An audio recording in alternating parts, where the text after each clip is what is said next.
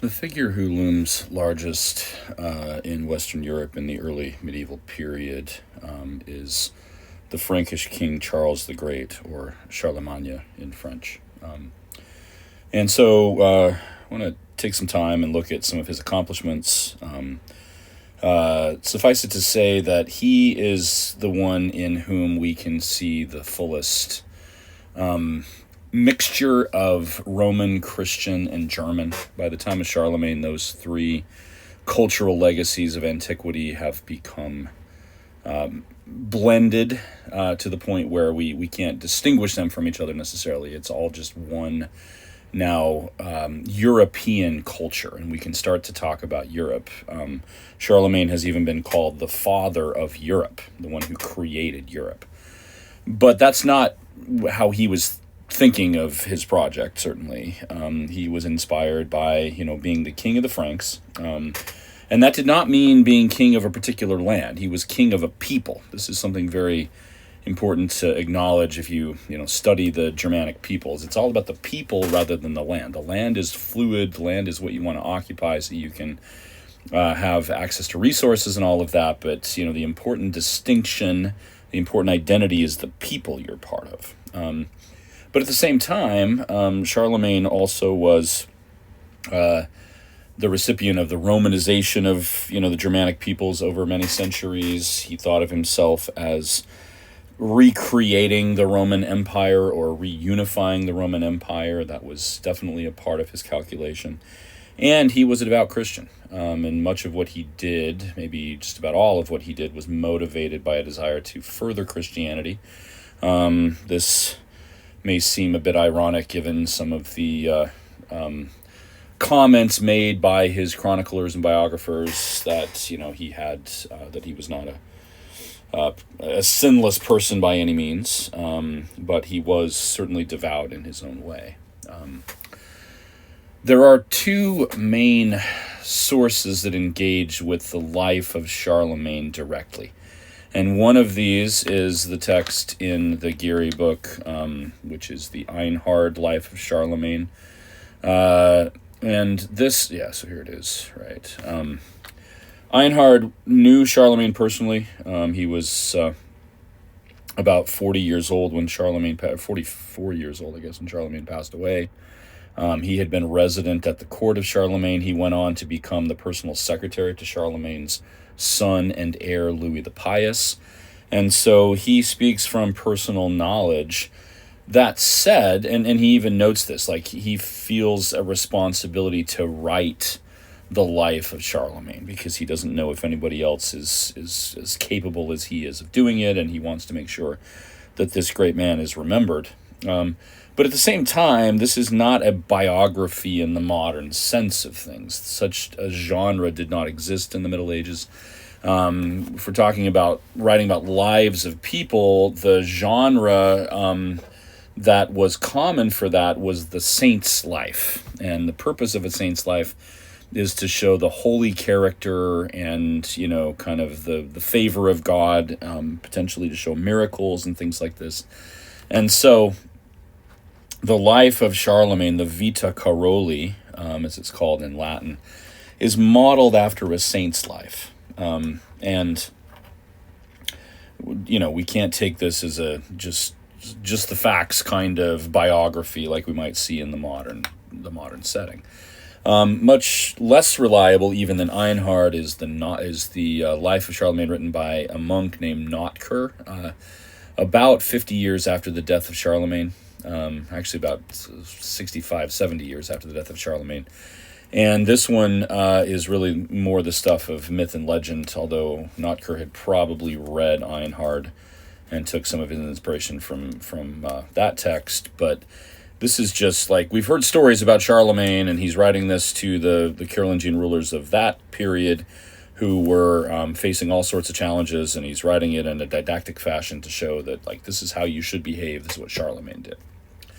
Some of you may have had other classes from me where we talked about these texts, and sorry for the repetition, but it's important to understand what we're looking at here when we discuss, when we examine the life of Charlemagne. One of the things that both Einhard and Notker focus on a great deal are the wars that Charlemagne fought. And we can go back to this map that we had on this previous slide and just look at the dates here, right? You can see that Charlemagne defeated the Lombards. This is a kingdom that came into existence around 570 and lasted for a couple of centuries. It took advantage of the war fought between the Ostrogoths and the Byzantines. This is a Germanic people who had taken over this territory in northern Italy, which is the name Lombardy is actually still used today for part of northern Italy. But Charlemagne defeated them. They tried to stage a number of rebellions and even tried to attack Rome a couple of times after that. But he incorporated this into his kingdom. He extended his reach into Bavaria and Carinthia. Carinthia is kind of modern day, at least much of Austria. And he also took an army down across the Pyrenees into Catalonia here, northeastern Iberia, and carved out a little territory that he called the Spanish March. The war that, for Einhard at least, was the most important was this 20-year-long campaign he conducted against the Saxons. Now, this is not to be confused with the Saxons who had crossed the English Channel and settled in Britain, which is covered up by the legend here in the map. But the ones who remained here in northern Europe, northern Germany. And the Saxons were still worshipping their traditional pantheon of gods. And so this was at least part, and maybe largely, a war to spread Christianity. And Einhard talks about, that he intended for it to be such, that he insisted that the Saxons accept Charlemagne's faith, and this is probably one of the things that led to the lengthiness of the war, was the reluctance that the Saxons had to convert to Christianity and their continual rebellions against him. So the wars are an important aspect of Charlemagne. He was a very successful war leader. He did not actually, a 20-year-long war, but Einhard goes on to say that he actually only engaged them in battle a couple of times, right? So it's not like this is constant warfare or anything. But Charlemagne does seem to have been an adept military strategist, and continuing in the tradition of his ancestors, including Charles Martel, which we talked about last time. Einhard delves a great deal into Charlemagne's personal life. He talks about even some of his eccentricities, right? That he seems to have been a kind of insomniac. He talks about what he liked to eat. He does go into some detail about his relationship with his children and his mother and his wives. He was widowed and remarried a couple of times. We get a pretty intimate view of Charlemagne that seems to come from the personal acquaintance that Einhard had of his life. By the time we get to the Notker text, this is all just the stuff of legends, and Charlemagne becomes this larger-than-life figure, almost godlike in his reach and in his righteousness and all of that. And he's constantly worried about protecting the church and extending his kingdom and stuff like that. So the Einhard does give us a pretty good view. Whether it's 100% accurate or not is, of course, up for debate, but a pretty good view of the personal life. And I'll come back to a few examples in the text, but let me get through a few more points first. One of the things that Charlemagne did very well, and this is partly an imitation of the governing structures of the Roman Empire. This really is not Frankish so much, right, which was entirely run through a kind of military hierarchy. But Charlemagne, opted for a more, we might say, Roman solution, in that he divided up his territory into manageable, semi-autonomous units that he called counties. And over each county, he appointed a count, the word comes in Latin, And this is actually kind of the origin of the term county and the term count. There may be some antecedents before this, but Charlemagne organizes his territory that way. He made sure that the counts were not the ones that he appointed were not from the territory that they were asked to govern, and thus limiting the potential corruption that came with having too many local ties and things like this. So Charlemagne was very careful to organize his kingdom in a way that made it more manageable, sharing governance with these counts, but also to make sure that he was checking up on the counts and making sure that they were loyal, and making sure that the no part of his territory was in a state of rebellion. Charlemagne appointed these other officials called the Missi Dominici. And Charlemagne relied on written documents for this. There's a second source in the Geary book, which is a set of what are called capitularies. These are official decrees of Charlemagne, and they were written documents that were produced at his court, and that doesn't mean that he necessarily sent a written copy to everyone, but there was a kind of master copy kept at the court, and these would be then distributed or proclaimed, as it were, to the people in the various territories. So I want to take a look at some of the capitularies just to get a sense of this, right? So we'll come back to that in a moment. One aspect of... and one other thing about the governance before I get into this. Charlemagne did not have a fixed residence. He, like the Merovingians, was an itinerant king. He traveled around with his entire retinue in tow. His entire family traveled with him everywhere he went. His closest comrades in arms would go with him everywhere, whether it was to war or to visit parts of his kingdom or to go to Rome to visit the Pope or whatever it was, right? He traveled with his entire retinue, his whole family, his massive numbers of servants, and of course his personal bodyguard and an army of soldiers went with him everywhere. This is really an imitation or in just perpetuation of the structures that existed in most other Germanic kingdoms. The king had to be itinerant to check up on people, to make sure that they were being obedient to his laws, to make sure that the laws that he had decreed were known. The king traveled around. However, Charlemagne did make moves in the direction of a kind of permanent capital. The city of Aachen, which is now in northwestern Germany, was a favorite place of his, and he invested a lot of money in this. He built a personal chapel and a palace there, or at least a fairly large residence. He founded a school there that was the prize educational institution of his realm.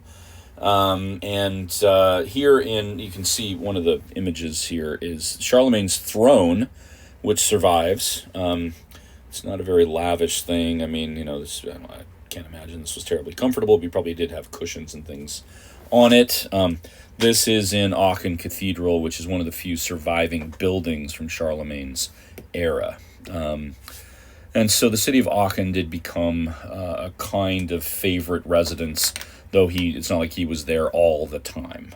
Okay, he liked it partly because it had a hot springs, and Charlemagne loved to swim and loved to bathe. Einhard even talks about him having 100 people with him while he sat in the hot springs, right? So he seems to have been a fairly social individual.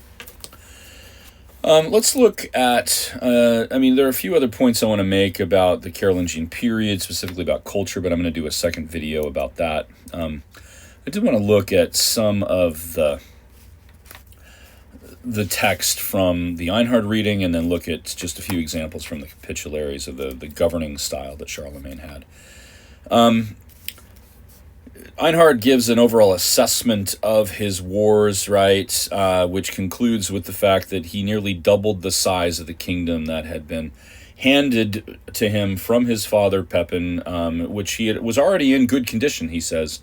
Charlemagne added to this, and so this for Einhard, and and definitely for many other contemporaries was, an impressive achievement, right? That he received an already strong kingdom, he nearly doubled the size of it, he made it stronger, and he seems universally admired, right, within Christendom and even without, because he did also have. So here's another one. Okay, he seems to have been skilled at diplomacy, right? So he had friendly relations, as Einhard says here, with Harun al-Rashid, the king of the Persians. This is actually the Abbasid caliph, who ruled around 800, and for the Abbasid Caliphate, Harun al-Rashid is a kind of equivalent of Charlemagne, the greatest of the Abbasid caliphs.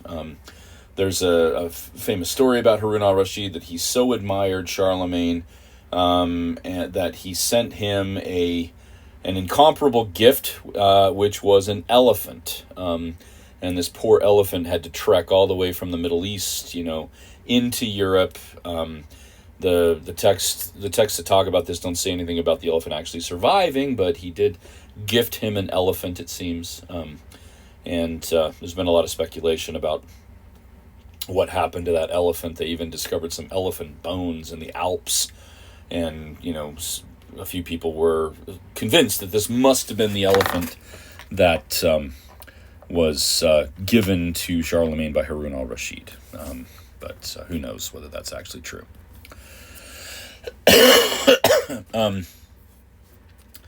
Here is one of the most interesting passages about Charlemagne's relationship with his children that's also indicative of his cultural outlook, okay, and his commitment to education, something we'll get into in the next video lecture.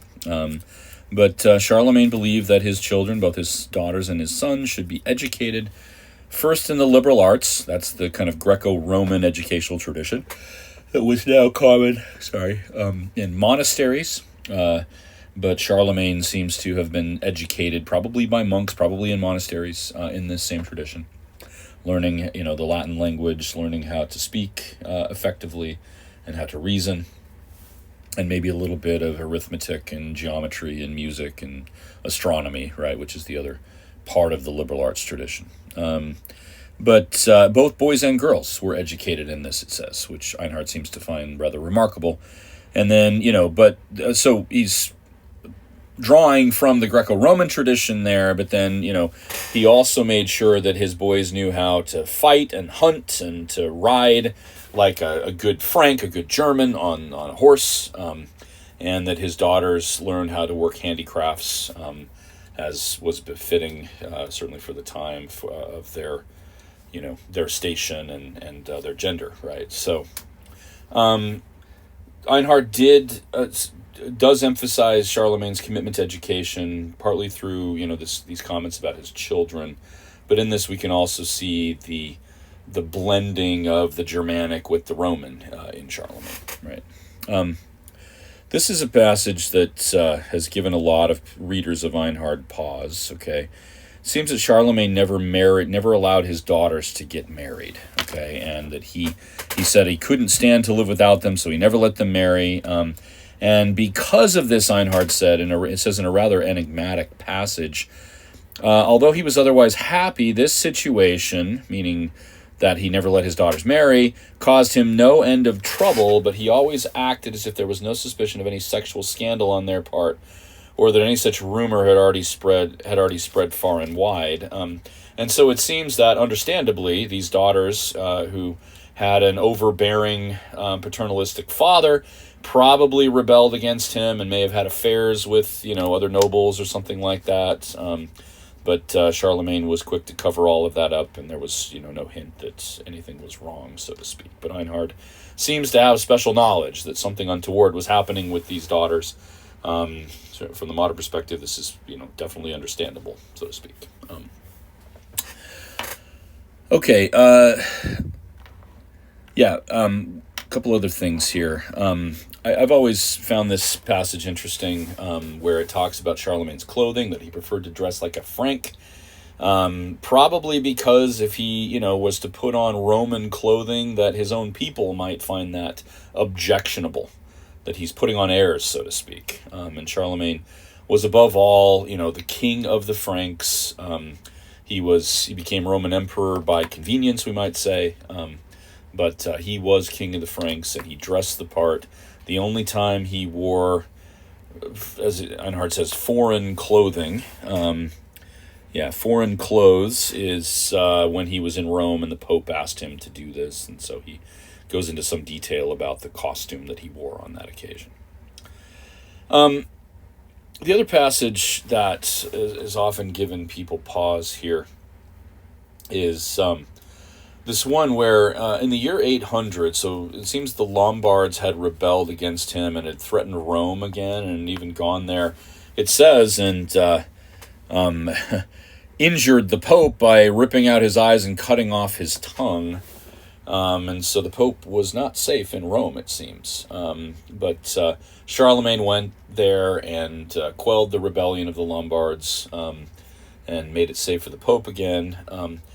And then Einhard goes on to say, it was at this time that he received the title of Emperor and Augustus, here he is crowned Emperor in the Roman fashion, right? What does this mean? Well, there was still a memory that had never gone away of the Western Roman Empire, that there had been an Augustus there, probably thinking back to the time of Diocletian or Constantine or Theodosius or one of these figures, right? And that's the natural order of things, so it just makes sense that this guy who has conquered all this territory and now is master of a lot of what had been the Western Roman Empire should now receive that title, even though he's a Frank, even though he's a German. But then Einhard goes on to say that Charlemagne did not like this. At first he disliked this so much that he stated that if he had known in advance of the Pope's plan, he would not have entered the church that day, even though it was a great feast day. This was Christmas Day of the year 800. And you have to ask why. And is that legit, right? Is Einhard telling the truth here? Well, almost certainly Einhard is not telling the whole truth. Was it Charlemagne's design to be named emperor, to be crowned emperor? I mean, it's pretty far-fetched to suggest that Charlemagne had nothing to do with this. This was not his idea, that he didn't want any part of it. Because after all, he goes on to use the title. He goes on, to make coins in the Roman fashion. This is a coin from the time of Charlemagne. It says Carolus, Charles, Imperator. This is abbreviated form of Imperator, but Charles the Emperor, right? And he's dressed like a Roman. You can see the toga here, and the olive wreath or the laurel wreath or whatever it is on his head. He looks like a Roman. This does not look like a Frank, and this is supposedly the guy who wore only Frankish clothing, right? So that's obviously not the whole truth of this thing. Why then does Charlemagne claim, or Einhard at least claim, that Charlemagne didn't want this to happen? Well, it probably created all sorts of diplomatic headaches for him. Among his own people, there may have been those who, would criticize Charlemagne for, again, not being sufficiently Frankish, for wanting to be too Roman. But Einhard goes on to say that the ones who were really upset about this were the emperors, the ones over in Constantinople. And then he's careful to say that Charlemagne was a lot better than these guys because he, reached out in peace to them and called them brothers, and eventually they came around to the idea that he was the legitimate emperor in the West, it seems. Okay. But Einhard then goes on to very carefully to say that, Charlemagne never ceased to be the king of the Franks. He made sure that the Franks were taken care of, and that the laws that he issued were, there to keep the peace among his own people.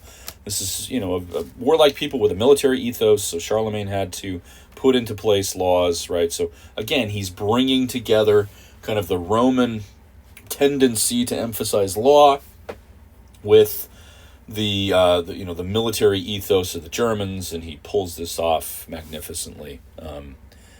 Okay, good. So that's all I wanted to say about the Einhard text. Let's look briefly at some of the capitularies. I don't want to take too much time with this, but there's a lot of these, okay? A lot of it has to do with governing the church, right? Charlemagne, is the one naming bishops and things like this. And so within his own kingdom, Charlemagne is running the church. He's the one who says this person will be the bishop of this city, and this is how this is all to be organized, right? The Pope is a mere figurehead in this case, meant to be just an example to all the believers. But Charlemagne is the one running the church, and he lists off. This is a fully Christianized document, by the way. You can see the blending of, Christian values and the legal material.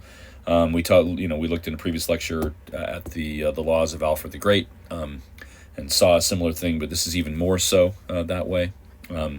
He's protecting the properties of the church, okay, which seem to have needed protection, right?